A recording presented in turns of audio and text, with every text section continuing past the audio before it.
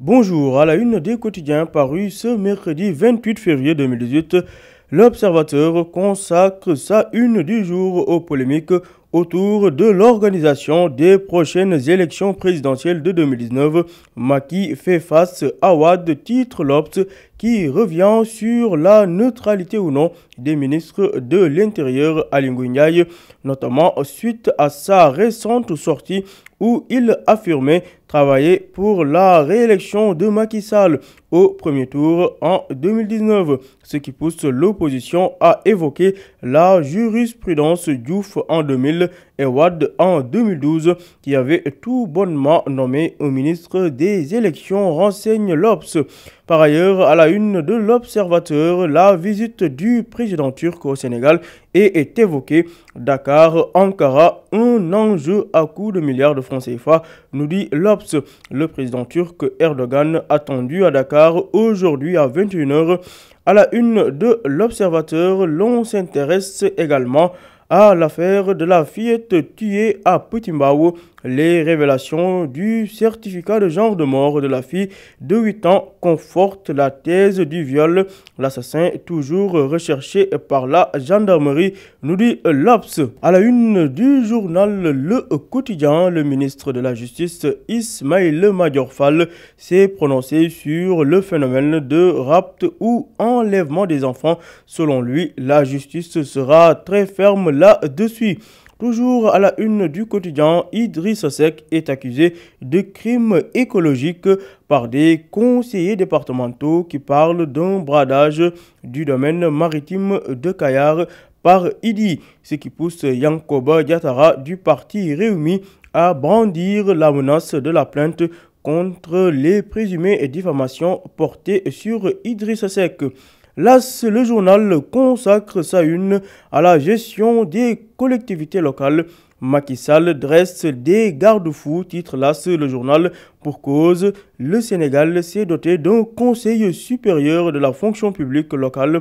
Le rôle de cet organe consultatif installé hier sera de formuler des avis et recommandations concernant les collectivités locales, la fonction publique pour une bonne gestion, renseigne l'As. Bamba Fall, de son côté, reprécise sa pensée ou ses propos et déclare, je cite, « J'ai un seul candidat et c'est Khalifa Sall », a déclaré le maire de la Médina Bamba Fall à la page 7 de l'As. Le journal Les Échos nous apprend à sa une que la traque de l'assassin de la fillette de 8 ans tuée à Petit Mbao continue. Désormais, la section de recherche et les renseignements généraux prêtent main forte à la police. En effet, la section de recherche a débarqué à Petit Mbao avec des moyens techniques sophistiqués. L'autopsie a révélé un viol par petite pénétration, mais pas d'éjaculation. Et la mort de la fillette a été causée par étranglement. De son côté, le boutiquier suspect numéro 1 a catégoriquement nié les accusations de viol suivies de meurtre. Cependant, il a été déféré pour trafic de chanvre indien. Selon le journal Les Échos, le maniaque sexuel et assassin présumé de la jeune fille court toujours.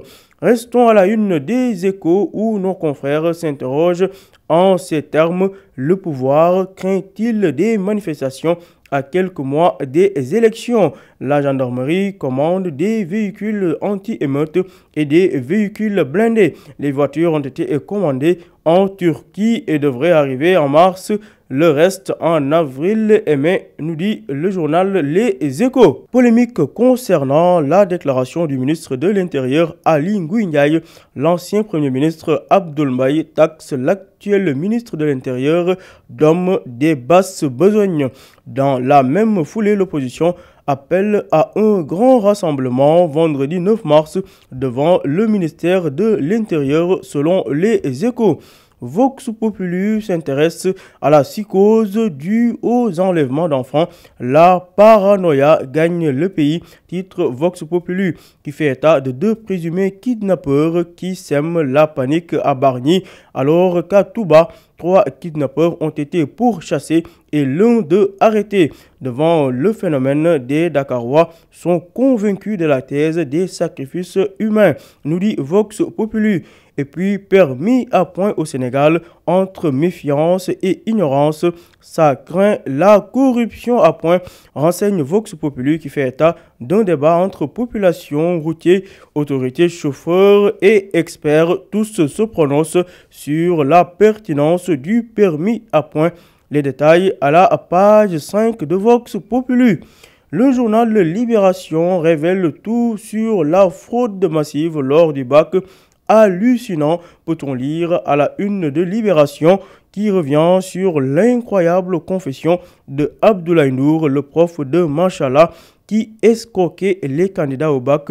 Le document révèle par ailleurs comment le proviseur du lycée de Kahone vendait une épreuve entre 40 000 et 50 000 francs CFA. Au total, 39 personnes ont été inculpées, dont 22 candidats et 5 étudiants, sans oublier les 76 téléphones portables saisis et le démantèlement de 8 réseaux répartis à travers le Sénégal.